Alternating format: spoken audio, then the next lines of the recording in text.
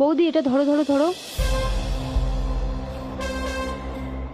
আরে রিয়া, তুমি এসব কি করছো? বৌদি, তুমি এরকম কেন করছো? আমি তো তোমার জন্যই খাবার তৈরি করছিলাম।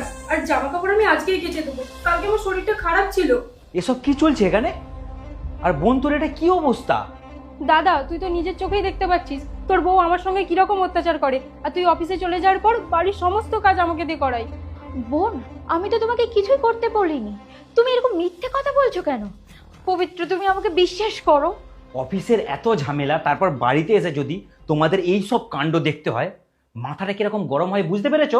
দাদা, আমি তোকে সেই জন্য কিছু বলিনি যাতে তুই অফিসে শান্তিতে কাজ করতে পারিস, কিন্তু তুই আজকে নিজের চোখে দেখ বৌদি আমার সাথে কি কি করে। পবিত্র, তুমি আমাকে ভুল ভাবছো। বিশ্বাস করো, আমি বোনকে কোনো কাজ করতে বলিনি, সব কাজ আমি করেছি। বোন, তুমি কেন মিথ্যে কথা বলছো? তোমরা একটু চুপ করবে? আমি অফিসে বেরিয়ে যাওয়ার পর এই বাড়িতে মাত্র তোমরা দুজন থাকো, তাতেও তোমাদের সমস্যা। সমস্যা তো আমার নয়, আমাকে নিয়ে বৌদির অনেক সমস্যা। আর বৌদি, তোমার যদি আমাকে নিয়ে অনেক অসুবিধা হয় তাহলে বলে দাও, আমি শ্বশুর বাড়ি চলে যাচ্ছি। আর বাবা মা না থাকার কষ্টটা আমি এখন ভালো করেই বুঝতে পারছি। বোন, তুমি এখনো মিথ্যে কথা বলে যাচ্ছ। বিশ্বাস করো পবিত্র, বোন এসে এই লাঠিটা আমার হাতে ধরিয়ে দিল, তারপর আটা আর জল নিজের গায়ে ঢেলে নিল। আমি কেন এসব নিজের গায়ে ঢালতে যাব? আর তাতে তো আমারই সমস্যা। হ্যাঁ পায়েল, ও তো ঠিকই বলছে। ও নিজের গায়ে কেন আটা ঢালবে? নিশ্চয়ই এই কাজগুলোকে করতে হয়, নাহলে ওর এইরকম অবস্থা হবে কি করে? তুমি আমাকে অবিশ্বাস করছো? আচ্ছা, আমাদের 3 বছর হয়েছে বিয়ে হয়েছে। এতদিন এই সংসারে আমাকে নিয়ে কোনো সমস্যা হয়েছে?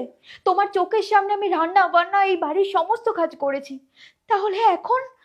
প্রথম প্রথম সব বউরাই এরকম করে, আর কিছুদিন যাওয়ার পর তাদের আসল রূপটা দেখা যায়, যেমনটা তোমার দেখা যাচ্ছে। আর আমি তো দাদাকে বলবোই ভেবেছিলাম, কিন্তু দাদা আজকে নিজের চোখে সবটা দেখে নিল। ভুল তুমি করেছো, আজ আমি নিজের চোখে দেখেছি। ভুল আমি করিনি পবিত্র, ভুল তোমার বোন করে যাচ্ছে।